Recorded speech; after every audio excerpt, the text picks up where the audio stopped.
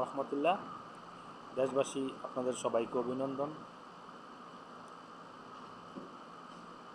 আজকে যারা মিডিয়া পাড়ায় চোখ রাখেন বা সবসময় খবরাখবর রাখেন, তারা লক্ষ্য করবেন আজকে বাংলাদেশে বেশ কিছু ঘটনা ঘটে গেছে। তার মধ্যে অন্যতম ঘটনা হচ্ছে বঙ্গবীর আব্দুল কাদের সিদ্দিকী, তার একটা ফোর্স ছিল 1971 সালে, সেটার নাম ছিল কাদিরিয়া বাহিনী। এই কাদিরিয়া বাহিনী রণাঙ্গনে যুদ্ধ করেছেন পাক সেনাদের বিরুদ্ধে। এতে তার ভাই লতিফ সিদ্দিকীর বড় অবদান রয়েছে। তো লতিফ সিদ্দিকী রাজনীতিতে আসছেন বিদায় বঙ্গবীর কাদের সিদ্দিকীও রাজনীতিতে আসছেন, উনি আজকে সেটা স্বীকার করলেন।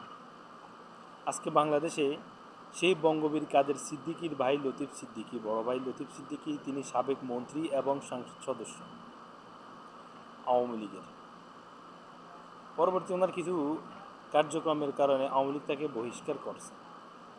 কিন্তু আওয়ামী লীগ তাকে বহিষ্কার করলেও মুক্তিযুদ্ধ কিন্তু আওয়ামী লীগের একার সম্পদ না। বর্তমান দেশের প্রেক্ষাপট যে যারা মব সৃষ্টি করছেন, এই আওয়ামী লীগের ভয়ে তারা মবকে আগাই দিয়েছেন। বাংলাদেশের সেনা প্রধান পর্যন্ত সেটাকে সমর্থন করতেছে, আমি যা দেখলাম। বা আপনারাও হয়তো বাংলাদেশের সমসাময়িক বিষয়গুলো লক্ষ্য করলে সেটাতে একমত হবেন। তো আমার আলোচ্য বিষয় হচ্ছে যে মুক্তিযুদ্ধে একজন মুক্তিযোদ্ধাকে নিয়ে বাংলাদেশ এভাবে কটাক্ষ করে এবং মব সেখানে গিয়ে তারা 1971 বিষয় নিয়ে 71 একটা মঞ্চ তৈরি করেছিলেন এবং সেখানে তাদের আলোচনার বিষয়বস্তু ছিল 71-এর রণাঙ্গনের দিনগুলি এবং 71-এর কথা। যারা শুনেন নাই তারা সেটা কখনো কল্পনাও করতে পারবেন না। গত 15 বছর বিগত সরকারগুলির, জোট সরকার সহ বিভিন্ন সরকার শাসন করেছেন, সে শাসনগুলি আপনারা কেউ দেখেন নাই। আমার ব্যক্তিগতভাবে আমি 2001 সালের শাসন আমলটা আমি খুব ভালো করে দেখেছি। যাক, সে বিষয়ে এখন আজকে কথা বলবো না, পত্রপত্রিকা তৎকালীন আপনারা সেগুলি দেখলে বুঝতে পারবেন। তো আজকে যে বিষয়টা আমার আলোচনা, সেটা হচ্ছে বঙ্গবীর কাদের সিদ্দিকীর ভাই লতিফ সিদ্দিকীকে এভাবে অপমান করা একটা সভ্য সমাজের কাজ নয়, একটা সভ্য দেশের কাজ নয়। উনি দেশের জন্য ওনাদের পরিবারের অনেক অবদান রয়েছে এবং 71 বিষয়ে, স্বাধীনতার বিষয়ে, 1971 সালের বিষয়ে আলোচনা কোনো পাপ নয়।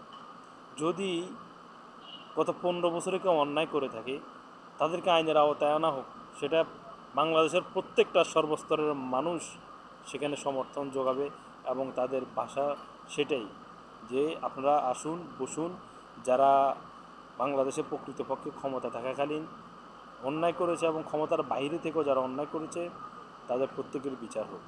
কিন্তু যারা অন্যায় করে নাই, 71 নিয়ে কথা বললে সেটা কোনো দোষ হয়ে যাবে, তাহলে আপনি ভেবে দেখেন বাংলাদেশ আজ কাদের কাছে আছে, কারা বাংলাদেশের নেতৃত্ব দিচ্ছে? যারা 71-এ হেরে গেছে তারাই দিচ্ছে। না হয় 71 নিয়ে কথা বললে তাদের এত জলে কেন?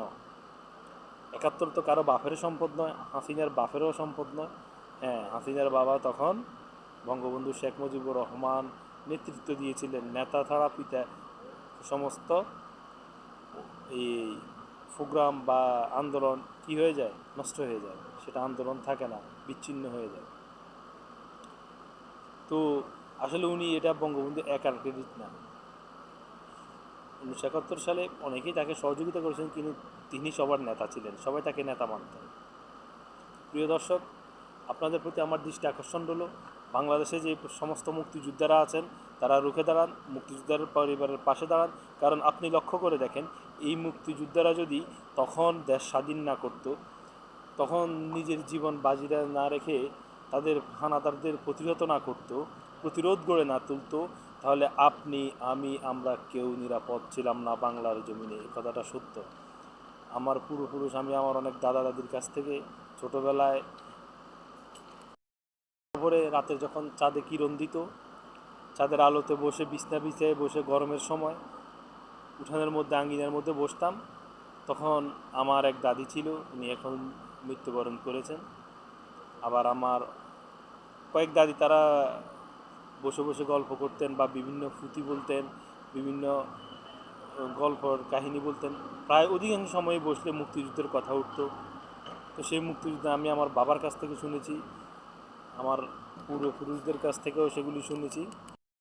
নির্মম অত্যাচার মুক্তি বাহিনীদের উপরে করেছিল, বাংলার মানুষের উপরে করেছিল।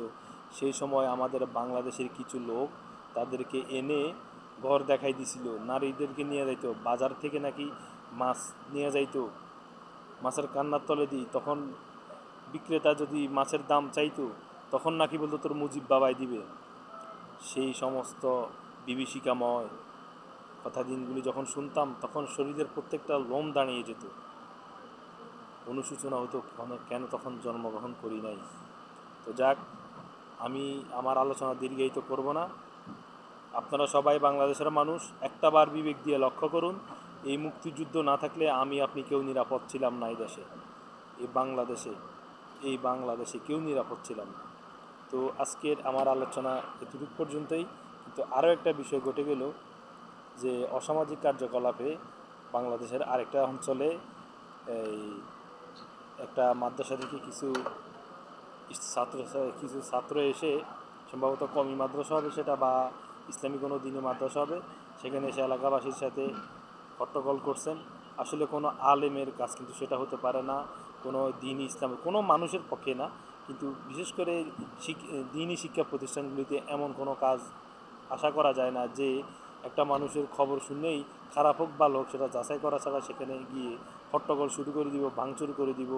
সেটা কোনো সভ্য সমাজে হয় না। আর বিশেষ করে মানুষ দিন যাদের কাছ থেকে শিখে তারা তো কখনোই সেটা করতে পারে না।